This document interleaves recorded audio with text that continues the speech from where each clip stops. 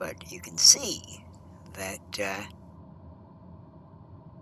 these are hills that are coming up at us. It's actually pretty funny. I'm so used to you're so used to flying, getting altitude. Um, I had a point where I was flying over these white hills a couple months ago, and I had to increase my altitude. I'm really not used to flying uh, at any sort of high altitude at all, honestly, which will make things very interesting once we hit the Rocky Mountains, believe me.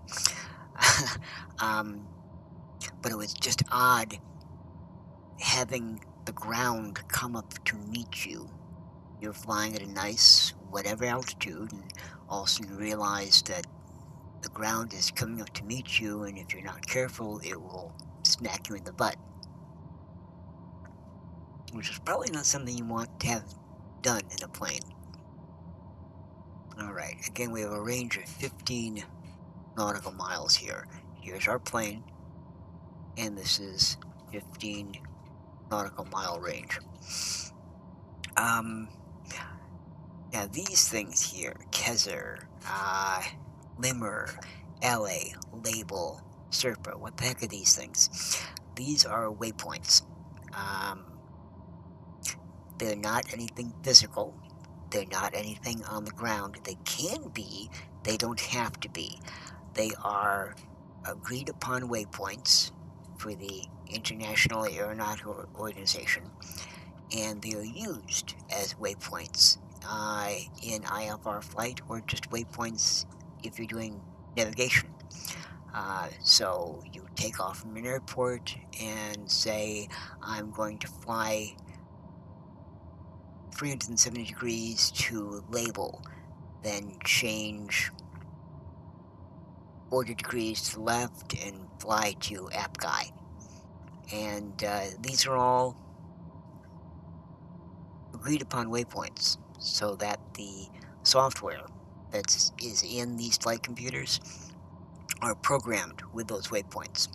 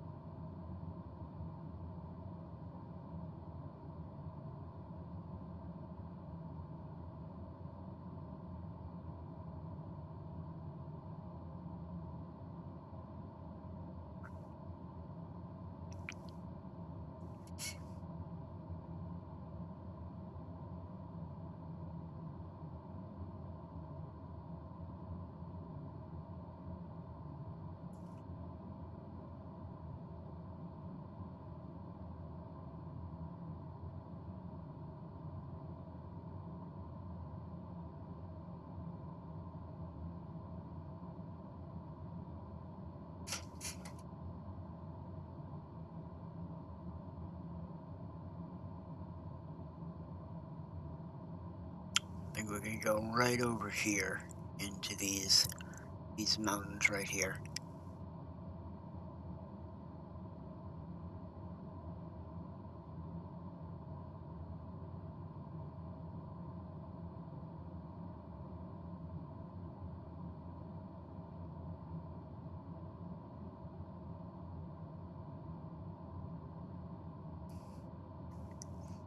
And you'll notice things are getting hilly. Mountains just don't come up straight out of the ground unless you need some good scenery for Close Encounters of the Third Kind. They come up somewhat gradually.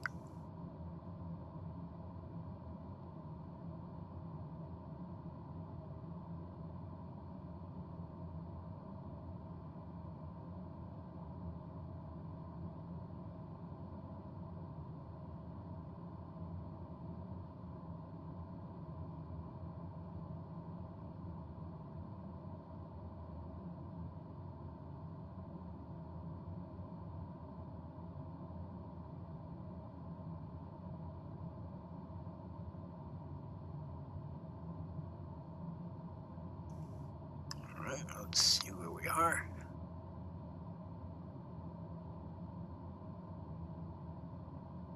Now the 53NH here, that's actually an airport, as is the 81B here. Now those are weird airports, but the issue there is that those are small, tiny airports.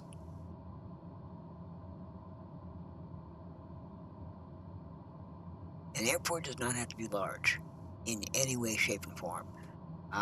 It can be just an asphalt strip on the ground, and that's it. And it doesn't have to be all that long either. And that's in the United States. More often than not, small airports in England, for example, are just grass strips, just a strip of grass.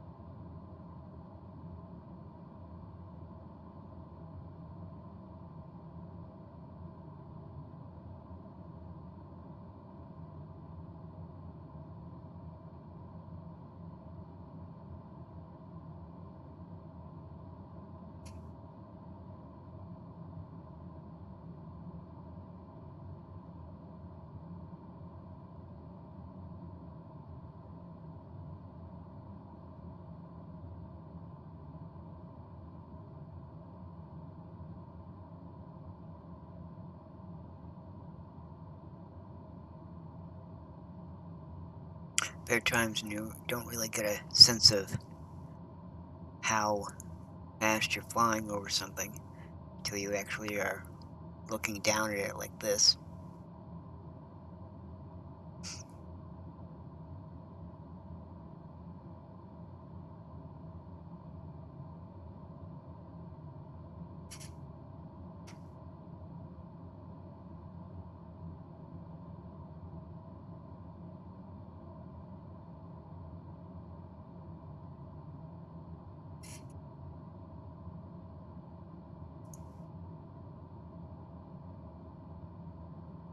Ah, Cara, wonderful to see you. Oh, yeah, well,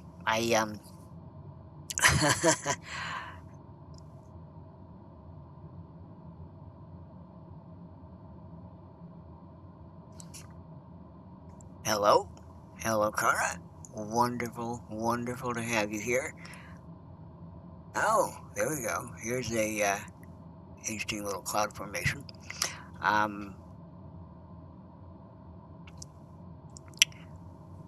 Cozy just told me to pay attention to chat more. There we go. Let's take a look at where we are. And we're really coming up onto these mountains at this point in time. So we actually have to be just a bit careful.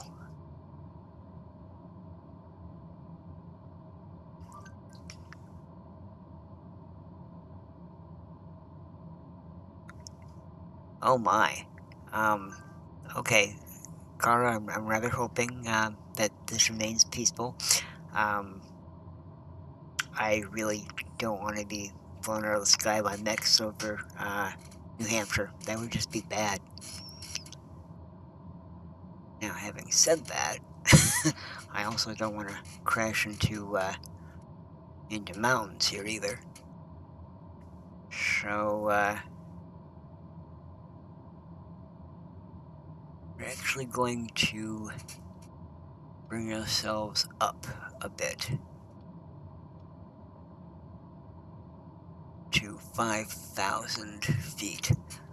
Wonderfully, because we're VFR, we can do that without having to really ask anyone.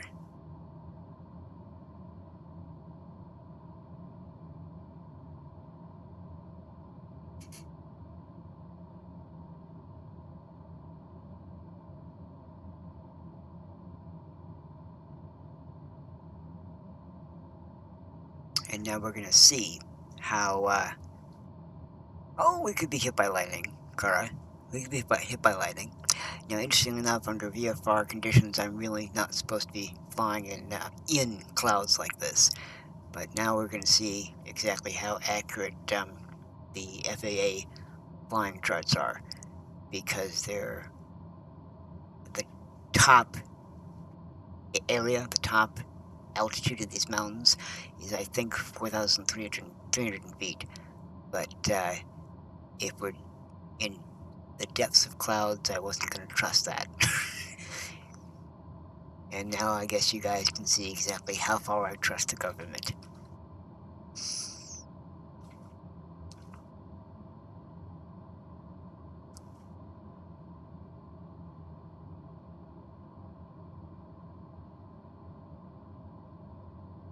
There we go.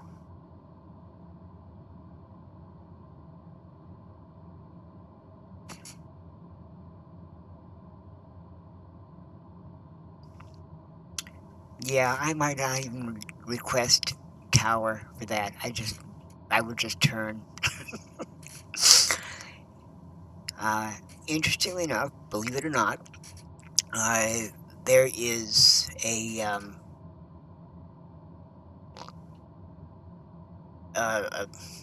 forgetting the verb. There is a hierarchy of things. That three things in a hierarchy that you do while flying. I don't know what the second one is. I don't remember the second one. But the first thing in your hierarchy is fly your plane. The third thing in the hierarchy is talk to the tower. And that's not a bad thing. Yeah, not crashing. That's probably numbers 1, 2, 3, 4, 5, 6, 7, 8, 9, 10. Oh, this is amazing. These clouds are coming right onto these hills.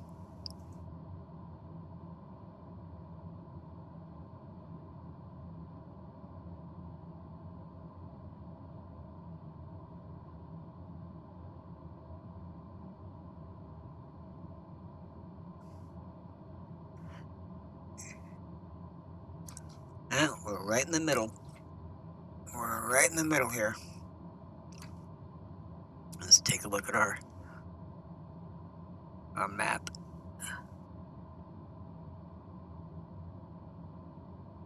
Let's bring this out.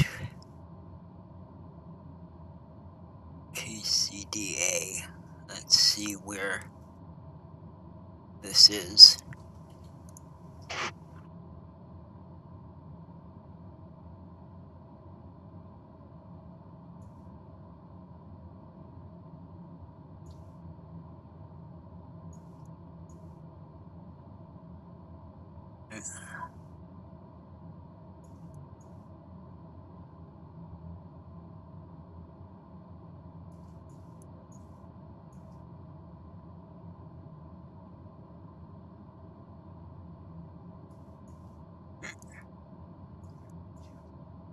Well, not quite sure. Let's see what's happening out here.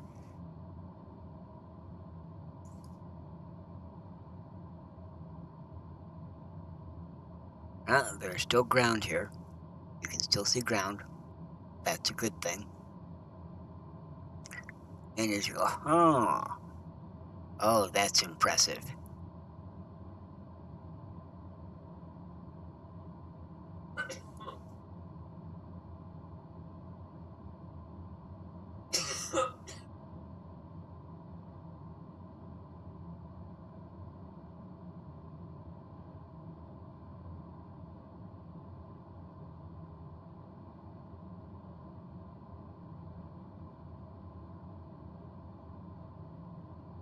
All right.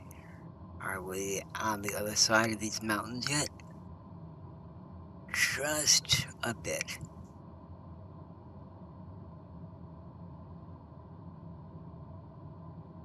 That actually was pretty impressive.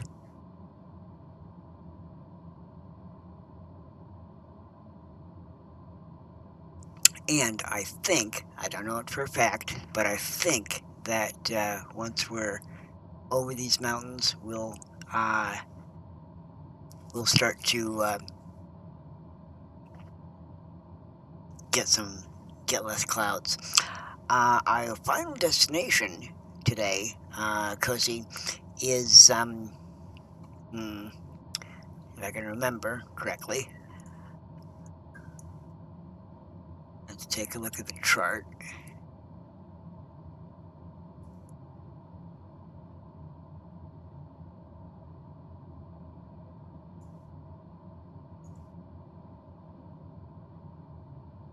There we go. Final destination is Floyd Bennett Memorial Airport, which is just north of Glens Falls and Hudson Falls, which is just northeast of Albany, and it's just on the south end of Lake George. So what we're going to be doing once we get through New Hampshire and Vermont is take a look at Ticonderoga. I'm rather hoping to find the fort, believe it or not, and then fly down the length of Lake George and land in that particular airport. Assuming, of course, we can trust the FAA charts and we're not going to crash. That looks ominous right there. This is just ominous.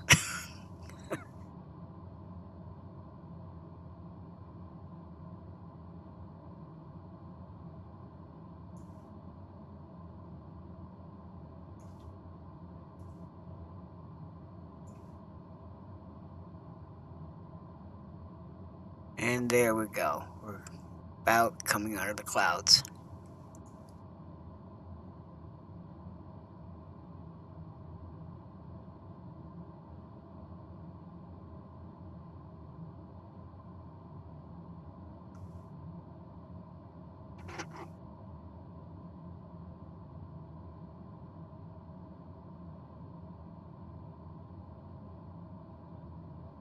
There we go.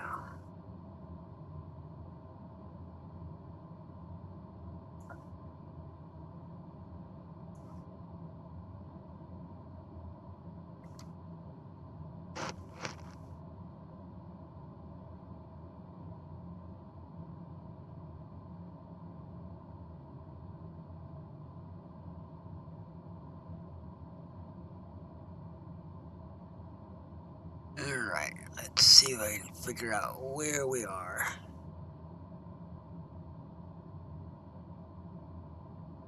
Really flying right towards KCDA. And KCDA turns out to be the Caledonia County Airport.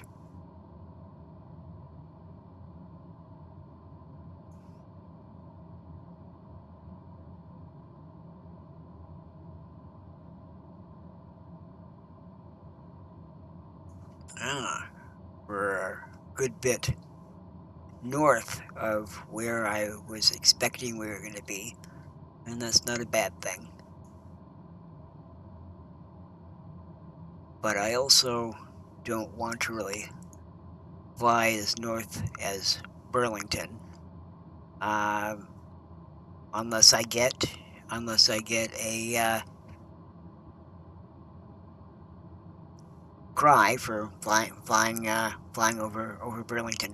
Yes, Cora, I have flown down the Hudson River. I've crossed the Hudson River much more than I've flown down it. But yes, I have not been around New York City yet. Haven't quite gotten around there. All right, folks, we're going to move our heading reticule to straight west and see where we go from there. There we go. Oh, that's beautiful. Oh, that was worth it just to get out of the cloud bank.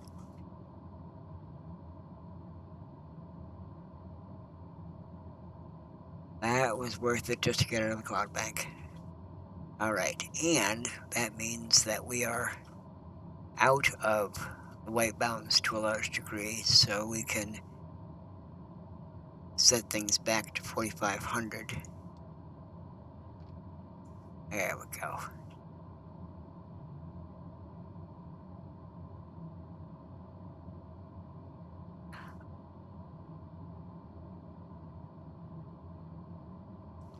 We should be on Simware, Cozy. Yes, you may. There shouldn't be a lot of planes in the air at this point, but you should be able to search for us if you need to under N143CA, 143CA, N143CA.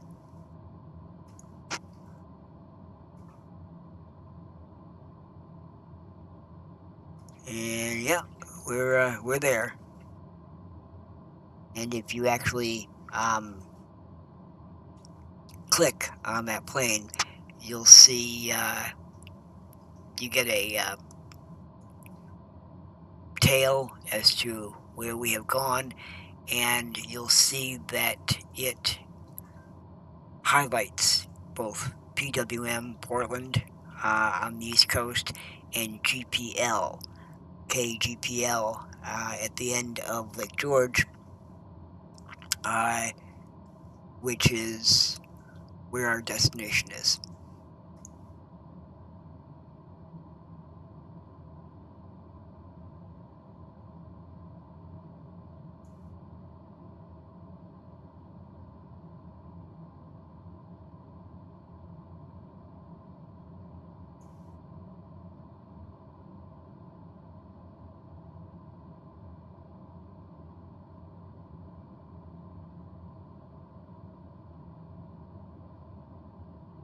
All right.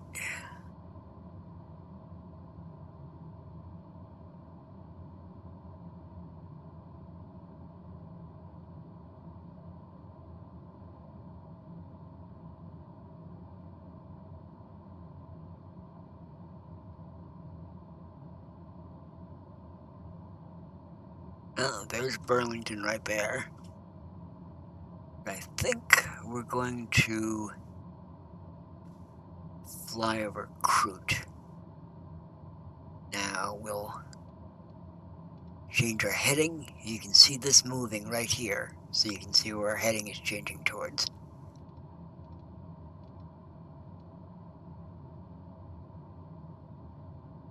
And fly there.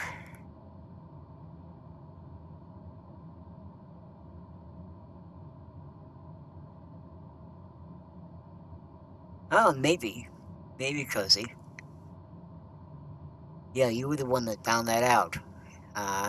You know, how do they figure out who's online and when, and you were the one that figured that out.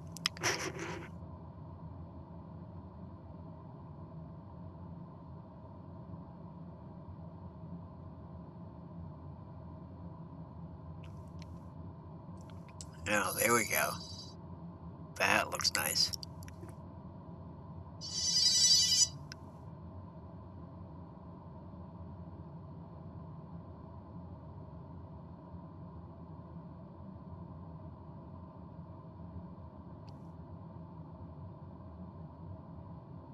It really is, believe it or not, because I can tell you this both on the simulator and in real life. It's not easy to know what things you're flying over. It really helps to be familiar with the geography. I mean, you can take a look at, you know, big areas like this and realize, okay, there's Burlington Airport. Okay, that's fine. This is that big river that runs down the border between Vermont and New York. But it's actually pretty difficult, even with FAA charts and the whole bit, to, you know, take a look at this and say, oh, that's whatever that town is.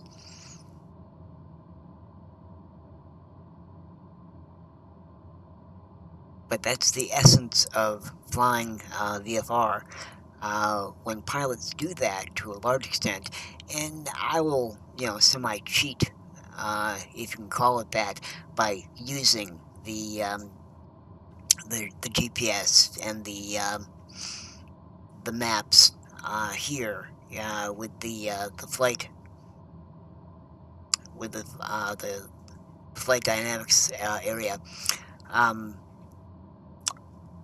on smaller planes, the ubiquitous Cessna 152s, for example, you don't have anything like this. You just have analog dials, and they're perfectly able to fly the plane with analog dials. There's absolutely nothing wrong with that, and you have thousands of people still doing that on a daily basis all over the world. But their ways of actually figuring out where they are in the air are a little bit more set on being able to figure out, oh, that's Route 147, or oh, that's, Simpatico Road. Now, is that their only way of doing it? No, of course not. While they are analog dials on a Cessna 152, for example, and we are not using them right here, these are things that, not the GPS, but the LOC1 here, these are what are called VORs, and they can be set to specific radio frequencies, which are set to basically radio transmitters all over the country, all over the world, and you can set yourself to those particular frequencies to allow yourself to fly to any of those VORs. And between FAA maps and those, you can effectively navigate all over the country without knowing, quote unquote, exactly where you are. That's, however, flying with instruments. And I have a feeling, I don't know for a fact, but I have a feeling that most pilots sort of do a mix of the two, especially in modern planes that have instruments and displays like what we have here in the C208. And of course, I'm certain you realize that as the years have gone on, these types of displays are now the norm in even small planes.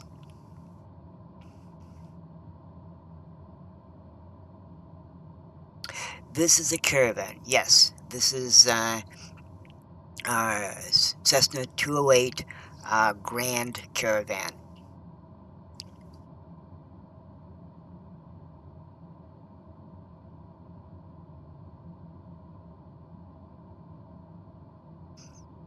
And I completely appreciate the mod you're being, Cuzzy.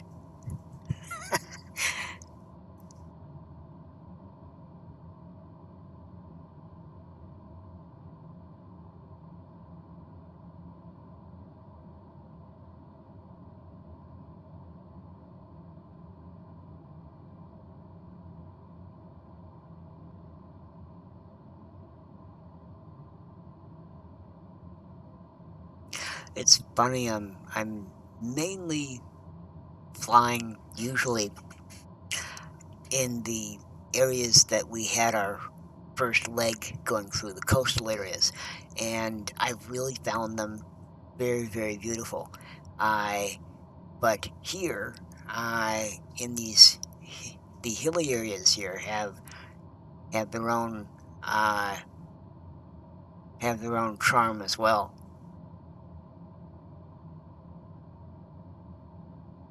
Try to keep track of where we are.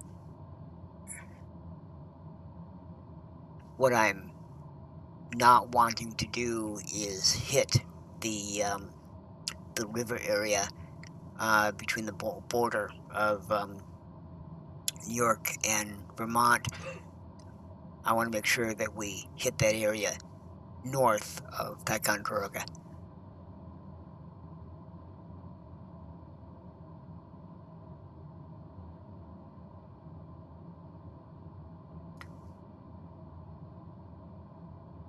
But I knew it was going to be certainly more cloudy than it was for our first leg. But this is very much the, I think, the kind of weather that you want to have.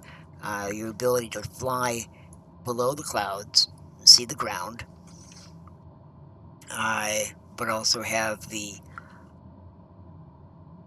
texture and the interest to the clouds above you.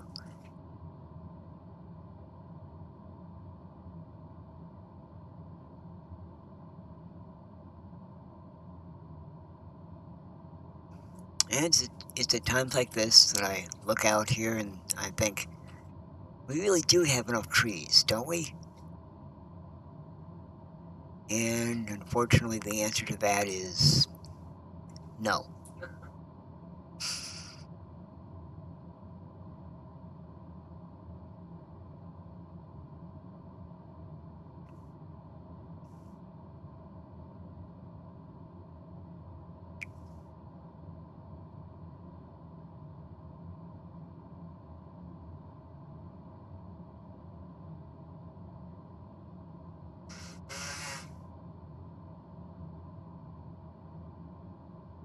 I'm going south of the airport. Cody, are you seeing an airport that we're going south of now? Now, or are you talking about our ultimate destination? I'll have to actually see. I actually have to see the diagram of the airport as we get closer to it. Mostly, it's not any sort of a hard fast rule. Mostly, runways are set southwest, southwest northwest, not straight east west or north south. Although there's some that are set that way. But what you'll find is that the runways are paved so that they run the prevailing wind directions that are most of the time going over that area of land. That's the whole point of paving the runways the way they are, to take advantage of the prevailing wind directions. There we go. That's nice. KBTV is the Burlington airport. I didn't hear a grand outcry, so we're actually going a good bit south of that, so we're not going to see that. So here we are here. This is 25 miles, so it's 25 miles between the plane here and this ring. That's your range. KBTV, the Burlington airport, is over here, so we're about 50 miles away from it. Maybe 40.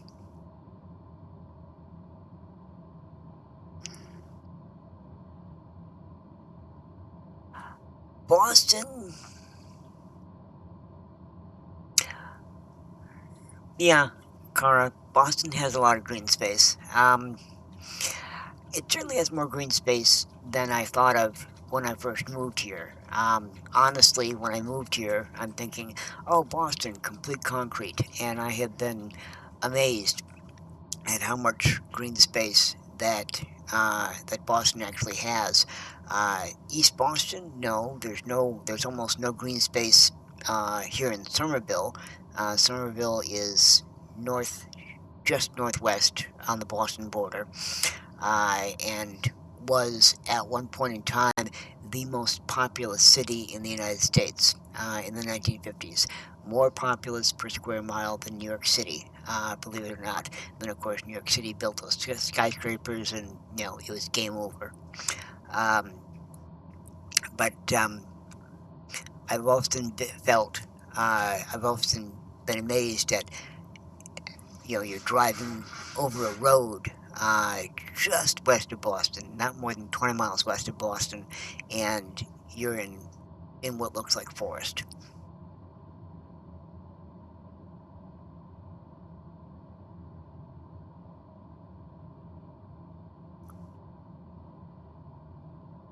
There we go. Nice lake there.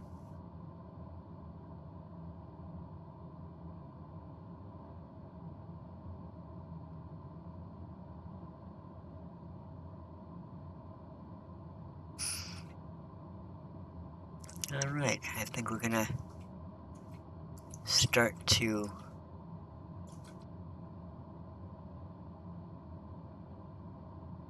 I think we are headed very, very nicely to Ticonderoga. I think I actually managed to do that pretty good.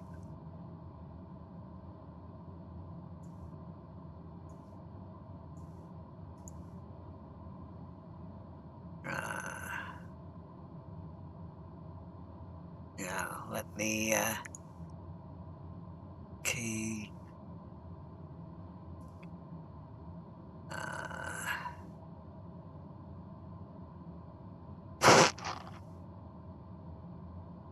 KTFL. Let's start pulling up information on our destination.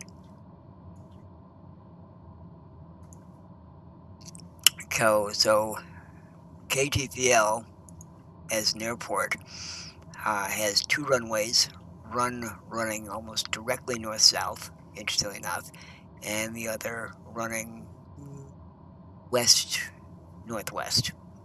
And we're going to be probably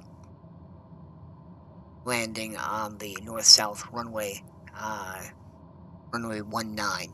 Interestingly enough, we left Portland using runway 18, and we're going to be landing at TFL on their runway 19.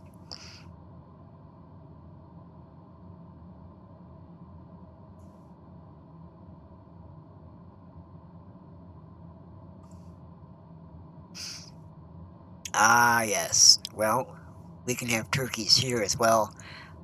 In fact, the turkeys of Somerville, Cara, are famous and vicious.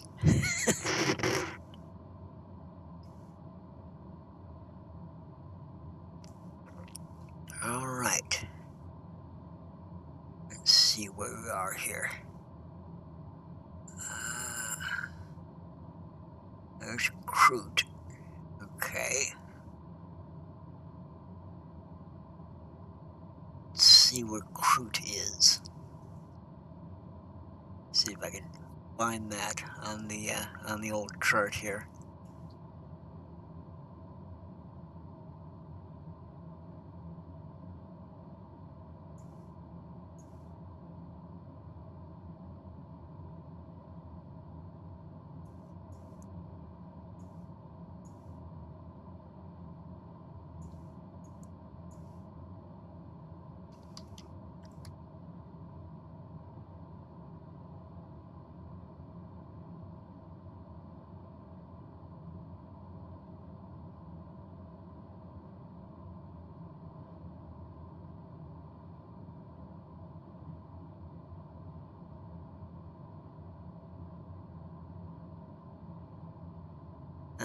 That's not what I wanted to do. I wanted to come out a bit. So we're going to make a little bit of a change in heading. We're going to do a little bit northwest here. There we go. About 300 degrees.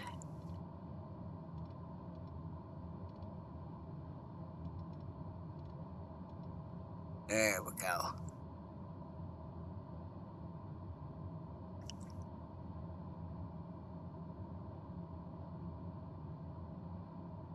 I think that'll take us over the last of our mountains, and then we'll start flying down the lake. I think we'll hit the last bit of Lake Champlain and then go down Lake George.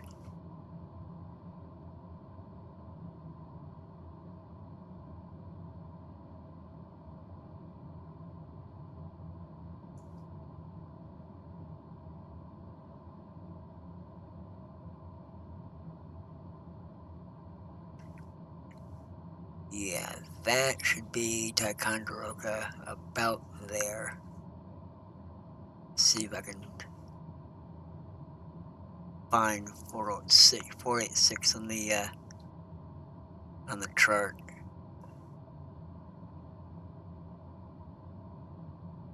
Ah, perfect.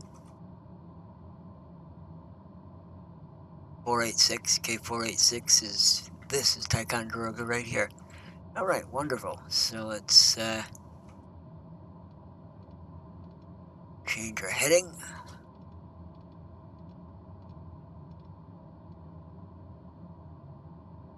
There we go.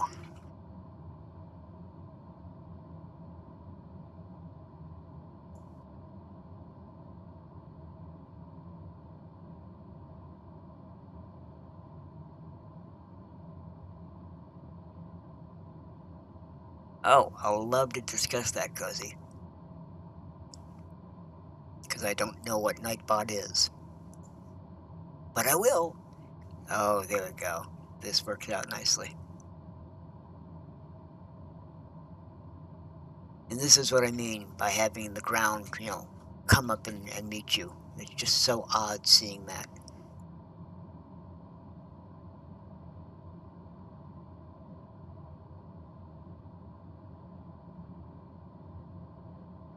Now that's interesting.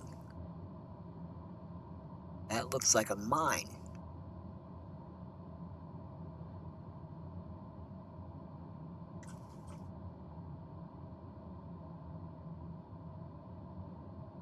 Looks like it's right there. But I think right over that is going to be the last portion of Lake Champlain.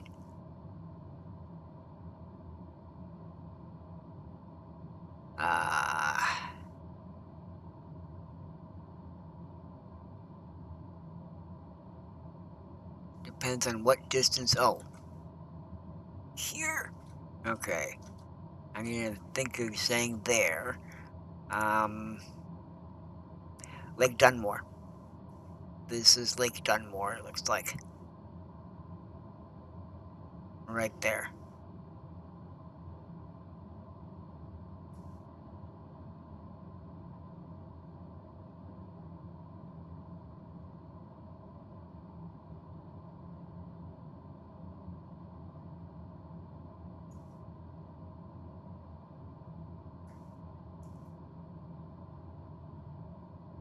And this is the... Oh, this is not a mine.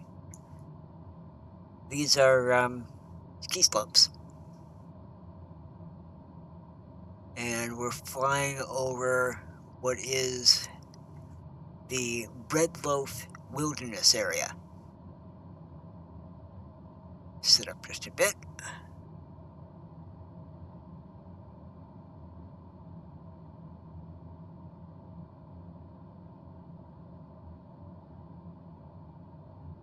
The Bread Loaf Wilderness area, and we are flying over the high point in this grid, which is 4,400 feet. And I'm just not going to trust that.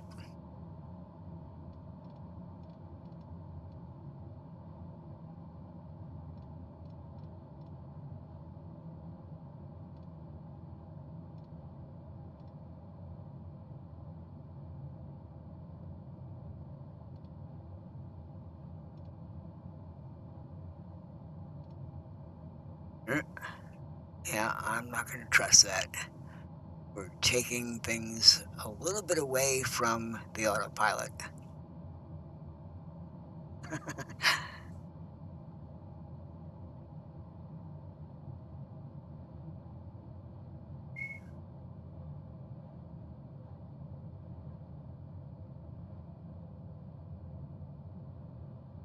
All right. Wow.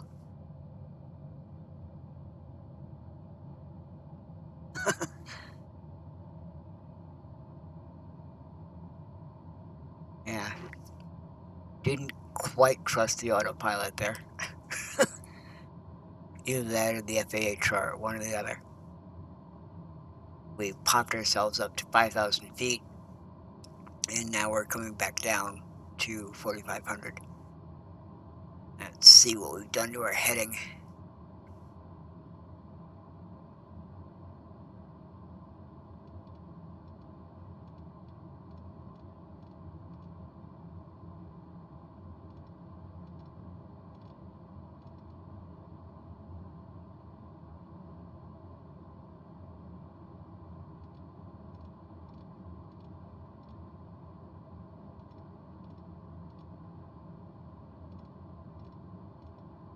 There we go. Want to make sure we don't miss it.